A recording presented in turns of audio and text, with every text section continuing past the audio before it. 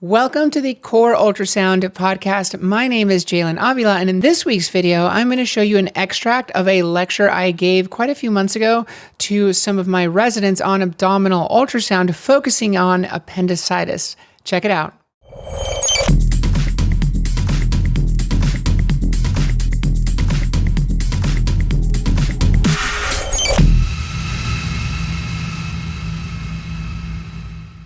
All right, let's talk about appendicitis. Our probes of choice here are going to be the linear probe first, but if they are a little more, let's say, fluffier, have a higher BMI, you might need the curvilinear transducer. Now, this is important.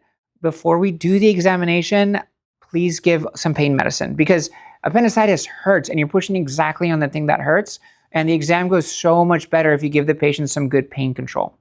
Now, the most common location where I found it the easiest is I have the patient with one finger say, put your finger where it hurts. And they do this, and I place a transducer right there, and I find the appendicitis. That's the easiest way. But if not, what you can do is you can basically imagine the right lower quadrant as a box, right? You want to use, it's the bladder midline, it's the pelvic brim lateral, and then depending on how high you are, it's either the psoas muscle or the iliacus muscle. That is going to be the inferior margin. And then the iliac blood vessels, the iliac artery specifically, is a good landmark because often the appendix is right next to it. And probably the most common orientation I see the appendix when I find it is it's draped over the iliac artery, actually. So here is, based off of the bowel, this is probably small bowel right here. So this is probably ileum. That is the appendix coming off of the ileum right there. Here is the iliac blood vessel right there, right? Iliac artery. And then right there, all of this bowel over here, this dirty shadowing, right, kind of lumpy bumpy right there, that's probably the actual cecum right there. But you see there's a round tubular structure. It's closed-ended. That's an appendix. Now this one, it looks like, if I hadn't measured it, I would think that that was appendicitis. We have to remember that the number here is 7 millimeters. 7 millimeters and greater is considered abnormal. And also it has to not peristalse. It has to be non-collapsible. There's other stuff as well. But technically this one right here, even though it looks pretty prominent, this one doesn't meet criteria for an appendicitis based off of the measurement that we made here. It's 7 millimeters is abnormal. So this is again showing you that it's often in relation to the iliac artery, quite close. Here's another normal appendix right here with the iliac artery right next to it. And here is an appendicitis. I'm going to take a quick pause here to remind you about the courses.coreultrasound.com website. We have so much educational amazingness on that website. We have a brand new EM fundamentals course. We have a primary care fundamentals course. We have a critical care course, content creation course. We have a sono anatomy, which is initially it was built for medical students to help them learn anatomy while using ultrasound, and a whole bunch of other courses on there. We also have questions. We have a question bank. It has 2,200 questions with video explanations about what you are looking for. Check it out at the courses.coreultrasound.com website. And now back to your video. Now, this is a tubular structure. We don't see it on this view specifically, but it is blind-ended. We're seeing a little bit of fluid actually around it, right? You see how it's a little hypoechoic around it? And you see how it's almost like framed by a layer of hyperechoic stuff? All of this right here, that's what fat stranding looks like. So this is what an acute appendicitis looks like. This was a patient that I had a radiology ultrasound. It said could not identify the appendix, but I'm like, this looks like appendicitis. And I was ultrasounding and I found this little bit of free fluid. I know it's free fluid because it's got little angles. Because free fluid, it fits in between stuff. It's not circular. It's not enclosed within a capsule. So this is a bit of free fluid.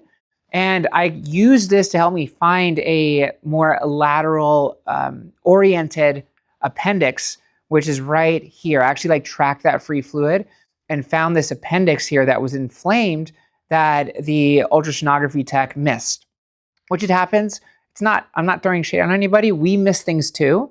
And that's why if I have a high suspicion and I can't find it, I 100% will ask for a radiology scan. And this is for everything. This is if like for echoes, this is for soft tissues, everything. If I have a high suspicion, I don't see it, I often get help. I get verification basically. You see this right here, this is fat stranding, and then that's free fluid right there. You can see this sometimes called the ring of fire. You just basically put color Doppler, and if it seems like around it, it's more inflamed, thought to be more likely to be an appendicitis. Here is probably the largest appendix I've ever found. So anterior abdominal wall, right? This is subcutaneous tissue. This is muscle, actually. There's the iliacs right there. This entire thing is an appendix. That's a stone, a fecalith.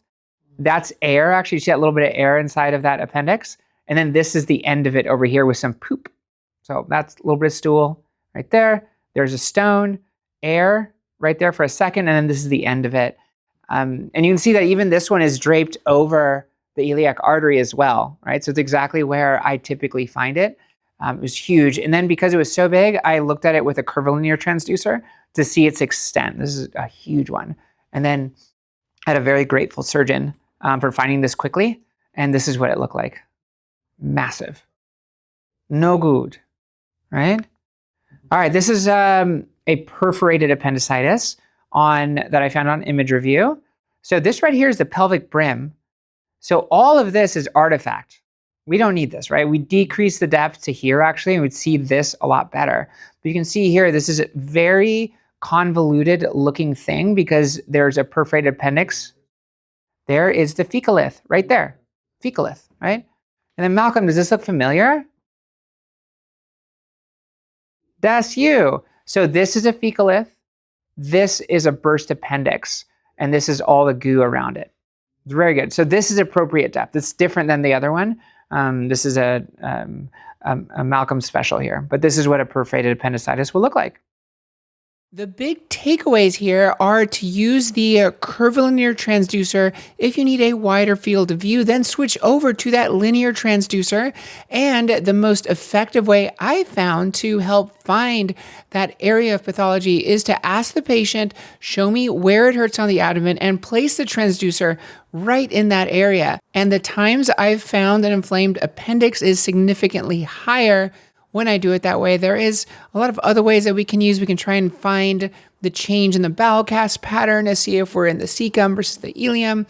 And those are definitely ones that can be learned, but try to keep it simple. Just ask the patient where it hurts, give them some pain medicine, and place that transducer right in that area. Look for that blind-ended pouch that is not peristalsing and greater than 7 millimeters in diameter, maybe with some secondary signs, some surrounding fluid, surrounding fat stranding, maybe a little bit of free fluid around the area. When you find that, be highly suspicious for appendicitis, even if you don't see an actual appendix. I hope you all enjoyed that video. I hope to hear from y'all soon, and happy scanning.